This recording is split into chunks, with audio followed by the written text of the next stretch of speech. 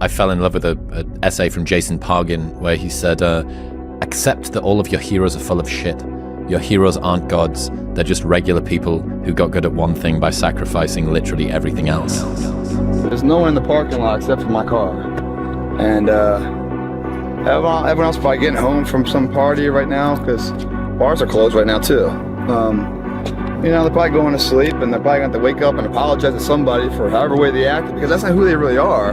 They're chemically induced to be a certain way, to have the social lubricants, or be able to talk, to be liked, and so they take something in order to be that guy. It's like people that do steroids, whatever else. I have to take this to be all that, you know, but who I am as an individual isn't quite good enough. That's why I need to take something and become somebody else. You know, it's a sad reality. Coming here at night and, you know, I don't know what it is about it, man. But like, man, it's just the air smells a little bit better right now. You know, when you say you're gonna do something and then you follow through and you do it, not at the end when you cross the marathon, you finish it, or your hands raised. I'm talking about right now. The small steps in between the big successes that everyone sees. No one sees this. Right now, I'm saying, like, there's a confidence to it, man.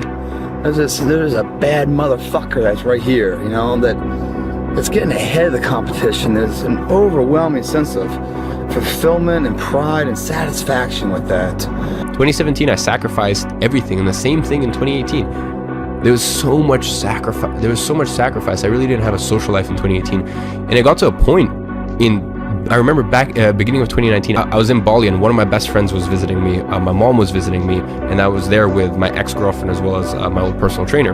And the four of them almost sat me down and had an ultimatum. They're like, you're not there. Like you're not here with us. And the biggest thing was sacrifice. Like sacrifice to the point where business was all I thought about 24/7. And you know, I've since then in 2020 and 2021, and you know, also the second half of 2019, I've realized, you know, I've realized that working harder or thinking about something 24/7 isn't actually going to get you anywhere closer to your goal. A lot of times it's those meditative moments when you're in the steam room, you're in the sauna, where you're meditating, where you're walking, but without music or without texting anyone.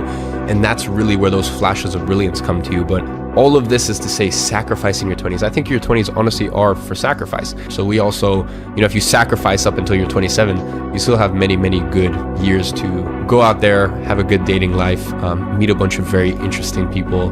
And, you know, if you can sacrifice those early 20s, it really does set you up for the rest of your life. How could I make things better? It's something like that. And that's like, what sacrifices do I need to make in order to make things better? That's a good question to ask yourself. You could ask yourself that every morning. What sacrifice do I have to make things better? You can decide what constitutes better. How about that? Then it's not even as if it's being imposed on you. Come up with your own notion of what constitutes better. You know, try to make it sophisticated. It should just be better for you, because that isn't going to work very well, right? You're just going to fall downstairs if you do that, because you have to live with other people. And besides, it's stupid anyways. What are you going to do? Like, there's nothing you can even say about that. It's so, that's the attitude of a very badly behaved, hyper-aggressive 2-year-old. And I mean that technically. And so you could ask yourself, well, how I have this day that lays itself out in front of me. What thing could I let go of that's impeding my progress, that if I let go of would make my life better, my family's life better, my culture's life better, my being better? And then that would give you something to do for the day, wouldn't it? To justify your miserable life. You do have the sense of yourself as something that stretches across the decades. Okay, and so what that means is that you have to conduct yourself in a manner that isn't merely immediate. You have to conduct yourself in a manner that will work across time. Now, how do people do that? They work. Work is a sacrificial gesture. So you work, by definition, virtually. Work is the sacrifice of the present for the future. I mean, maybe someone can come up with a better definition of work than that, but I don't think so. It's like you put in time and effort right now. It's something, even if it's something maybe not what you'd like to be doing at the moment, you put in time and effort because you believe, what the hell does that mean? You believe it'll pay off. You guys, it really comes down to this. You can either A, right, sacrifice temporary fun for permanent dreams, or sacrifice your permanent dreams for temporary fun. And the reality is a lot of you guys are willing to sacrifice your permanent dreams for some temporary fun. Yeah. And that temporary fun is never going to get you fucking anywhere. Because I'll tell you this, going to the club, partying, drinking, popping bottles, are those people going to be there 10 years from now when you're fucking brokey wondering what the fuck you did in the years that you were supposed to be productive? Let me tell you something, they won't fucking be there. Roll the clock forward now. So talking about the price that people pay to be the person that you admire. Everyone would look at Tiger Woods narrowly bound, like, I want to be as good of a golfer as Tiger Woods. And you go, yeah, okay, but do you want the childhood? Do you want to spend nearly half a decade out of the sport with injury because of how hard you've pushed yourself? Do you want to struggle with self-worth to the point where you basically can't have a long-term marriage? Do you want to be chased down this driveway with your wife in a golf club? He fell asleep at the wheel, he broke both of his legs not long ago, he's been on antipsychotics. Like, that is the price that you pay to have that degree of greatness. It's a onesie, right? It's not an outfit that you can pick little different bits about. You don't get to choose one element of someone and say, I want that. It's like, no. All of these externalities, all of the things that you really don't want, they came along for the ride as well. So this guy loves playing pickleball, and he gets to turn up on a Saturday and play with his friends. And, you know, if it's cold outside, he doesn't need to go and play. And if he's tired, he doesn't need to go and play. And if he's hungover, he doesn't need to go and play. And then he decides to turn pro. And he thinks, I'm turning pro at this thing that I love. I can't wait to make what I love into my career. But he doesn't realize that, hey, guess what? If you're hungover, you still need to go and train. Well, actually, no, you don't get to be hungover anymore, because the guy that isn't hungover is the guy that's training better. So you now need to stop going out with your friends, and you need to train when it's cold, and you need to work on game tape and mindset and hydration and nutrition. You need to do S&C, and you need to have a physio, and you need to not see your family as much. All of these things came along for the ride as soon as you decided to turn pro.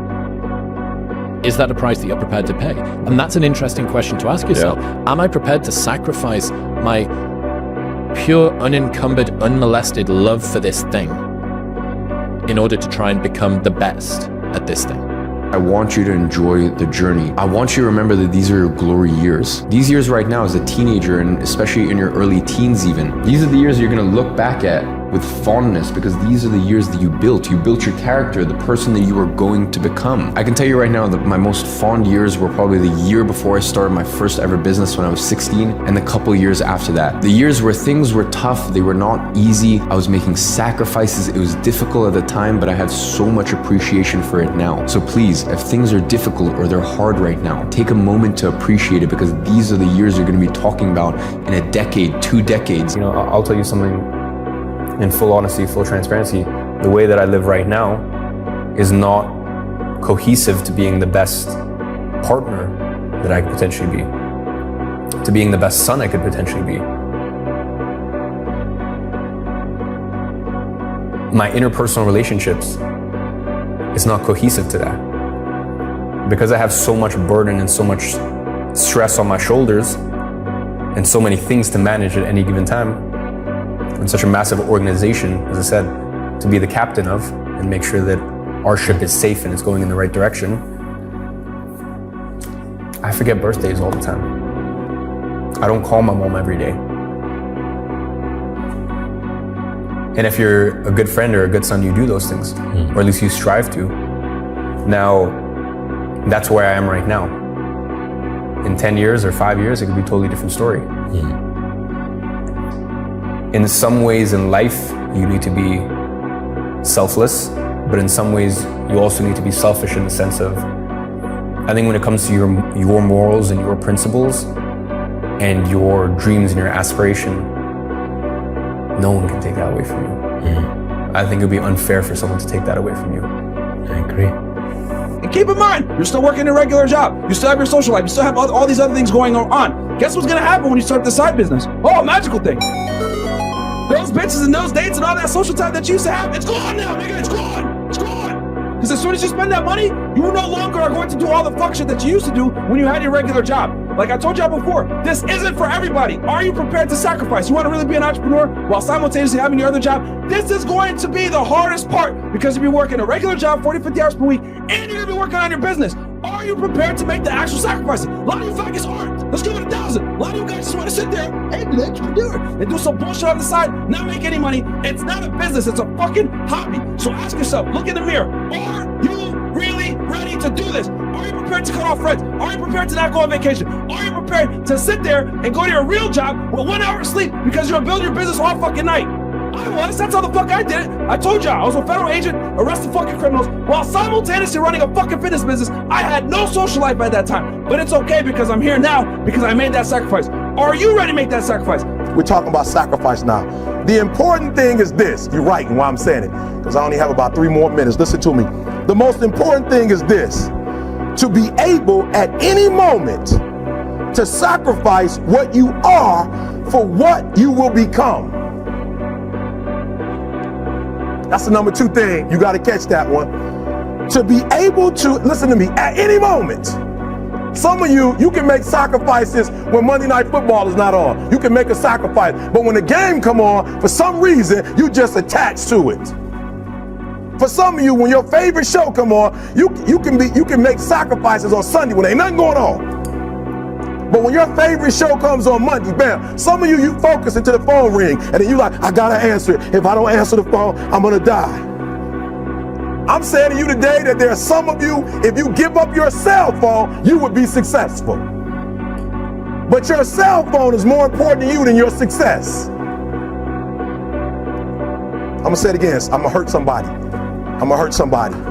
Some of you need to give up your cell phone because the time you spend on your cell phone could be used for your success. The time you could be using to be successful, you're using it on the cell. And the cell phone is not bringing you nothing but a bill.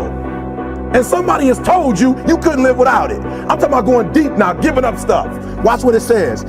To be able at any moment to sacrifice what we are for what we could be. I don't do well in math. You're right.